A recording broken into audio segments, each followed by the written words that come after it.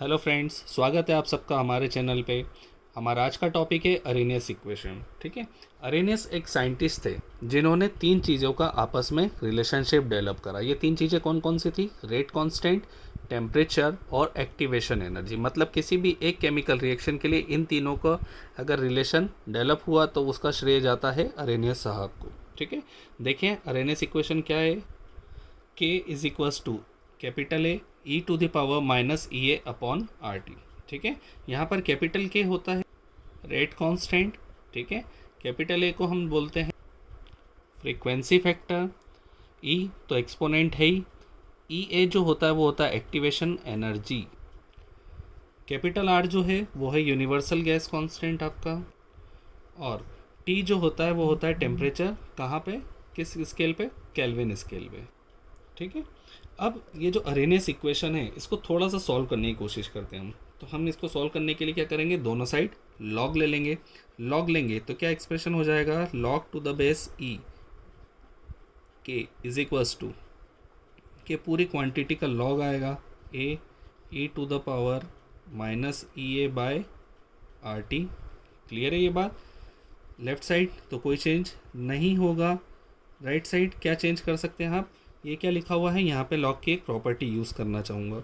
वो होगा log A B is equals to क्या होता है, लॉग ए, अगर इसका बेस ई ले लो या 10 ले लो कुछ भी, log e a plus log e b. Clear है? ये प्रॉपर्टी होता है एक लॉग का। इसी प्रॉपर्टी को मैं यहाँ पे यूज़ करूँगा। तो ये ए बी लिखा हुआ है, मतलब क्या हो जाएगा यहाँ पे, लॉग ई ए minus log e base e, और यहाँ पर e to the power minus E a by r t, यहाँ पे प्लस आएगा, सॉरी। क्लियर है ये बात? ठीक है। अब लॉग की एक और प्रॉपर्टी होती है, लॉग ई और ई इन दोनों का जिसका बेस भी सेम हो और उसी का वैल्यू निकालना हो, तो ये लॉग की दूसरी प्रॉपर्टी होती है। इसको हम लिख सकते हैं 1। अच्छा, एक बात और, अगर ऐसा कुछ लिखा हो जैसे लॉग ए का पावर x लिखा हो, तो इसको क्या लिख सकते हैं अपन, x लॉग ए ऑफ ए। ये चीज़ कितना हो जाएगा, 1 हो जाएगा। मतलब इसका वैल्यू कितना आया आपका, x ही आएगा। क्लियर है? तो मतलब ये वाला टर्म 1 हो जाएगा। ये जो पावर है इसका ये कॉफिशेंट आ जाएगा। मतलब ये एक्सप्रेशन को हम कैसा लिख सकते हैं, log e K is equals to log e A minus E A upon R T. Clear है ये बात? ये तो नेचुरल लॉग में हुआ। ठीक है। नेचुरल लॉग को लॉग टू द बेस 10 में कन्वर्ट करने के लिए log e x is equals to होता है 2.303 log to the base 10x। ये इनका कन्वर्जन फैक्टर होता है। ठीक है। मतलब हम क्या करेंगे, इस हमारे एक्सप्रेशन को हम किस में कन्वर्ट कर देंगे, लॉग 10 में कन्वर्ट कर देंगे। तो अब क्या आ जाएगा, लॉग 10 के, या फिर ऐसा कर दीजिए 2.303 log 10 K is equals to 2.303 log 10a minus E A upon R T. ठीक है। 2.303 सब तरफ से अगर कॉमन लेकर के हम हटा दें, दोनों हैंड से अगर कॉमन ले लें, लेफ्ट हैंड से भी और राइट हैंड से भी, तो क्या एक्सप्रेशन आ जाएगा, देखिए, log 10 K is equals to log 10a minus E A upon 2.303 R T. Clear है? ये अरेनियस का एक्सप्रेशन जो हम पुट करते हैं वो। ठीक है। इसके साथ में अगर किसी रिएक्शन का अलग अलग टेम्परेचर पे अलग अलग रेट कांस्टेंट दिया हो, तो उससे हम इसका एक्टिवेशन एनर्जी भी कैलकुलेट कर सकते हैं। मतलब कैलकुलेशन ऑफ एक्टिवेशन एनर्जी। ठीक है।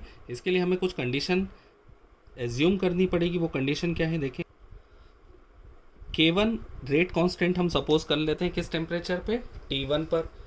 वैसे ही K2 को रेट कांस्टेंट हम कंसीडर कर लेते हैं किस टेम्परेचर पर, T2 पर। ठीक है।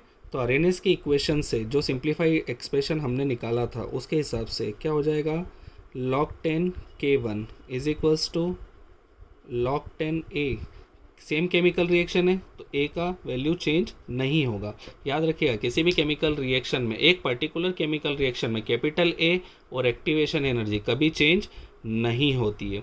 इसीलिए log 10 है तो एज इट इज़ आएगा, minus activation energy E A upon 2.303 R T1 मान लेते हैं हम इसको। वैसे ही सेकेंड कंडीशन के लिए log 10 K2 is equals to क्या हो जाएगा, log 10 A minus EA upon 2.303 R T2 ले लेते हैं हम इसको। क्लियर है ये बात? ठीक है, इन इक्वेशंस को नंबर दे दीजिए। ये इक्वेशन 1 है, ये इक्वेशन 2 है। सब्सट्रैक्ट कर दीजिए 1 को 2 में से। ठीक है, तो क्या आ जाएगा, log 10 K2 minus log 10 K1 is equals to, देखें पहले सेकेंड वाली एक्सप्रेशन लिख लेते हैं, तो क्या हो जाएगा, log 10 A minus EA upon 2.303 R T2 minus, फिर ब्रैकेट ले लीजिए, log 10 A minus EA upon 2.303 R T1। Clear है? ठीक है, नेक्स्ट स्टेप में हम क्या करेंगे, यहाँ पर ब्रैकेट ओपन कर देते हैं हम, तो क्या आ जाएगा, log 10 K2 minus log 10 K1 is equals to log 10 A minus EA upon 2.303 R T2 minus, bracket open कर दीजिए माइनस के साथ, तो log 10 A minus minus plus हो जाएगा, plus EA upon 2.303 R T1। Clear है ये बात? ध्यान से देखें, log 10 A कैंसल आउट हो जाएंगे। एक प्रॉपर्टी होती है log m minus log n is equals to log m upon n।